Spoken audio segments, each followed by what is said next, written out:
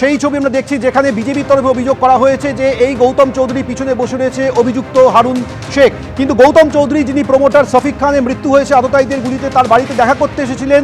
তারপর তাকে বেরোনোর সময় ঘিরে ধরেন স্থানীয় বাসিন্দারা। প্রশ্নের মুখে রীতিমতো অস্বস্তিতে পড়ে যান তৃণমূল বিধায়ক গৌতম চৌধুরী। স্থানীয় বাসিন্দারা তাকে ঘিরে বিক্ষোভ দেখান। আর যে ভিডিওটি দেখছেন, স্থানীয় বিজেপি নেতৃত্ব এই ভিডিও প্রকাশ করেছে।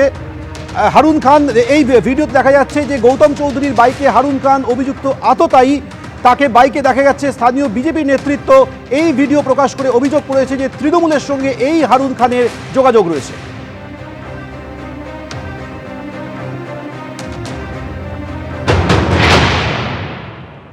হারুন খান হচ্ছে উত্তর হাওড়া 16 নম্বর ওয়ার্ডের ইউথ লিডার। হারুন খান গৌতম চৌধুরীর আশীর্বাদ প্রাপ্ত নেতা। গত 26 জানুয়ারি পিলখানার বুকে একটা বড় প্রোগ্রাম গৌতম চৌধুরী স্পন্সরশিপে হয়েছে, যেখানে হারুন খানের প্রশংসা করে উনি শেষ করতে পারছেন না।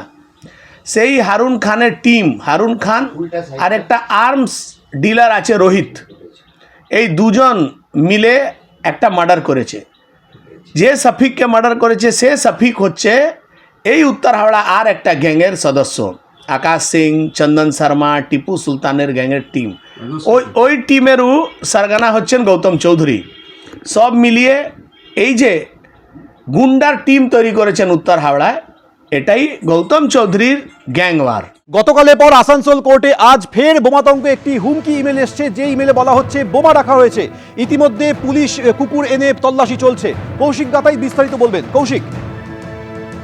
সোমেন, দেখো, গতকালকে যে সময় মেলটা এসেছিল জেলা জজের কাছে, সেই মেল ঠিক প্রায় একই সময়ে আজকেও মেল আছে, এবং সেই মেলে বলা হয় যে যেটাতে যে আজকে নমাজ পড়ার ঠিক পরেই বিস্ফোরণটা ঘটানো হবে। গতকাল টাইম দেওয়া হয়েছিল 1:22 বিস্ফোরণ হবে। সেই মতো police, dog squad, bomb squad সবাই মিলে তল্লাশি অভিযান চালিয়ে কিছু উদ্ধার করতে পারেনি। এই তল্লাশি চলেছিল প্রায় 3টে পর্যন্ত, তাতে কিছু মেলেনি। আজকে অলরেডি পুলিশ পৌঁছে গেছে, ডগ স্কোয়াড, বোম স্কোয়াড পৌঁছে গেছে। একেবারে গতকালের মতো আজকেও পুলিশ কুকুর নিয়ে তল্লাশি চলছে। তোমাকে আপাতত ধন্যবাদ। আসানসোল আদালতে ফের বোমাতঙ্ক।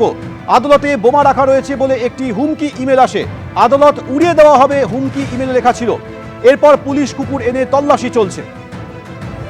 গতকাল কলকাতা, আসানসোল সহ বিভিন্ন কোর্টে বোমাতঙ্ক দেখা যায়। গতকালের পর 24 ঘন্টার মধ্যে আবারও আসানসোল কোর্টে বোমাতঙ্ক। ফের হুমকি ইমেল। সেই হুমকি ইমেলে আসানসোল কোর্টের মধ্যে বোমা রাখা রয়েছে বলে হুমকি আসে। কলকাতা থেকে জেলা কোর্টে কোর্টে বোমাতঙ্ক। ইতিমধ্যে খবর পাওয়া যাচ্ছে সিউড়ি আদালতেও বোমাতঙ্ক। অর্থাৎ গতকাল বিভিন্ন আদালতে বোমাতঙ্ক দেখা দিয়েছিল, আজ আসানসোল আদালতে ফের বোমাতঙ্ক দেখা দেয়। ইতিমধ্যে পুলিশ তদন্ত চলছে।